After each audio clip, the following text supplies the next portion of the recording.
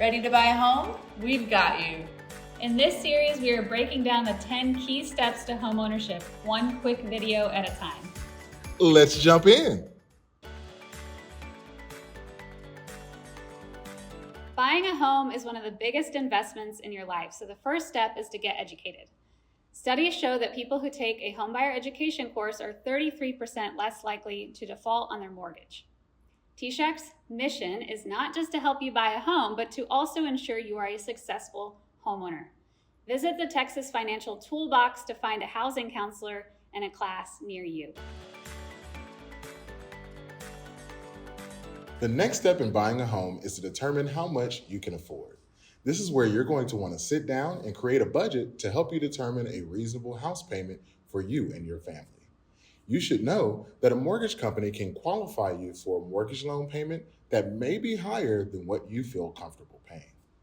Your required down payment will typically be anywhere from 3 to 5% of your purchase price, while closing costs are typically 5 to 7%.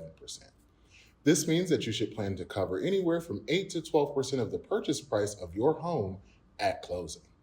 Thankfully, TSHAC can help you with up to 5% of your closing costs when you're purchasing your home.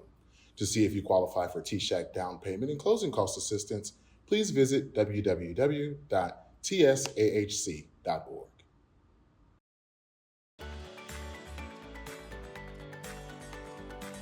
The next step to buying a home is getting pre-approved and submitting your loan application to a mortgage loan officer. This is where you provide all the necessary documents like pay stubs, bank statements, etc. This helps determine how much of a mortgage loan you qualify for. The loan officer can provide you with loan options to consider and then help you make the best choice for you. Realtors may require a pre-approval letter before showing you home options. Remember, once you're pre-approved, it is very important to refrain from opening new lines of credit, like buying a car, or making any job changes. You always want to keep your lender in the loop.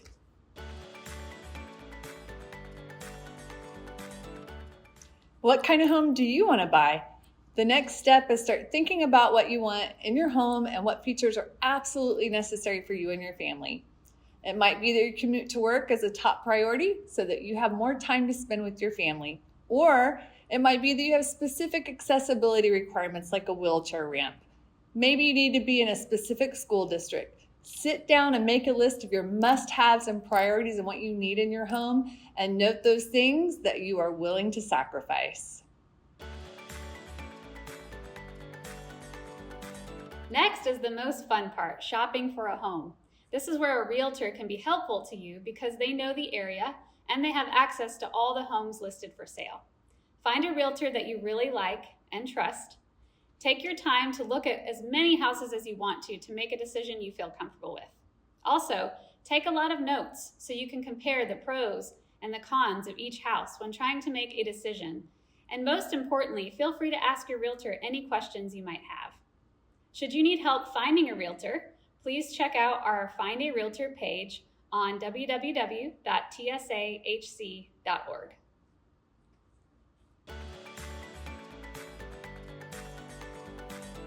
It's time to make an official offer on your chosen home. An offer is a written purchase agreement between you and the person selling their home. Typically, your realtor will write the offer for you and ensure all the proper terms and items are included. If your offer is accepted, you'll execute a purchase contract next. Earnest money will be owed at this time, which is usually 1% of your home sales price. If you decide to move forward, this money will be used to purchase your home. You may want to talk to your realtor about an option period, which is a set number of days where you have the option to cancel the contract and get back some or all of your earnest money for a fee. For example, if you have a bad inspection report, you may decide to cancel the contract and look for another home.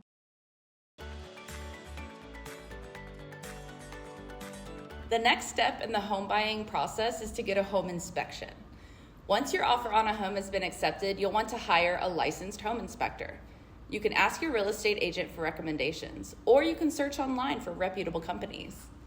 Schedule the inspection as soon as possible, usually within 7 to 10 days, and ideally you'll want to attend to ask questions and learn about the property's condition. An inspection typically takes about 2 to 4 hours. After, the inspector will provide a detailed report within 24 to 48 hours, which highlights any issues with the home. You'll review the report with your real estate agent, decide if you want to negotiate repairs with the seller, ask for a price reduction, or potentially walk away from the deal. If the seller agrees to the repairs or price adjustments, you can continue with the purchase. Otherwise, you'll need to decide how to proceed. Once you're satisfied with the inspection results and any negotiations, you can move forward with closing the sale. Now it's time to apply for your mortgage loan. You've already spoken to a lender to get pre-approved in step 3, but now it's time to actually apply for that loan. Once you've completed your mortgage loan application, your lender will issue a loan estimate within 3 days of application. A loan estimate will detail what the lender is charging you in fees, including the estimated interest rate, monthly payment, and total closing costs for your loan. Compare this loan estimate to a couple of others from different lenders to make sure that you're getting the best deal for yourself. Once you've made a decision on the lender, they will start processing your loan. The loan processor orders your credit report, property appraisal, and verifies your employment and your bank account balances.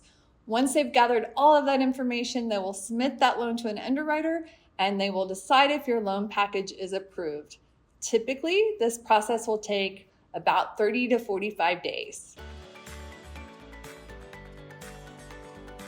Next up is protecting your new home. Homeowners insurance is required by your lender to protect your home and possessions from hazards like fire, storms, and flood. I would like to point out that homeowners insurance is different from flood insurance. Asking if your home is in a floodplain is a great question for your realtor before making an offer to buy a house. Flood insurance can be expensive, and mortgage companies will require you to get flood insurance if you are in a flood zone. We would recommend shopping around for your homeowner's insurance company to get the best deal. You might also check for any possible discounts available to you, including a multiple policy option with your car insurance company. Now you're ready to close on your home. This is the most exciting step in the process, so here's what you can expect so you're not a complete bundle of nerves. First, you should do a final walkthrough inspection 1 or 2 days before closing on your home, just to make sure that nothing has changed from when you last saw the house and that everything still looks good. Second, call your local utility companies and arrange to have utilities transferred on your closing date because we all want to make sure your utilities are on. Next, at least 3 days before the closing, you should receive a copy of the closing disclosure from your lender. And before getting to the closing table, please make sure you receive a cashier's check or wire instructions to fund your down payment and closing costs. Lastly, you'll meet with the title company to sign your mortgage papers. And please don't forget to file your homestead tax exemption after January 1st. Now it's time to celebrate in your new home.